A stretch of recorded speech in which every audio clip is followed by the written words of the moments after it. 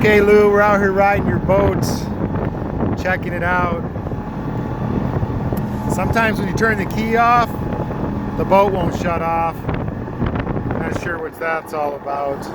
Some kind of electrical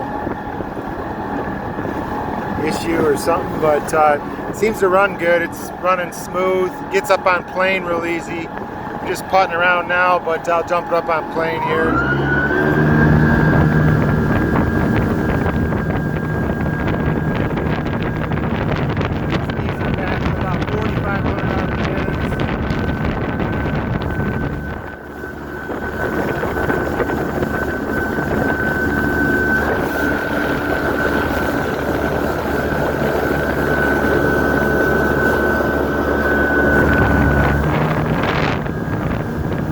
Pretty much top speed right here. I'd say it's doing 30, 35 or something like that. Seems like a nice speed to run it is right around 4,500 RPMs. Sounds real good.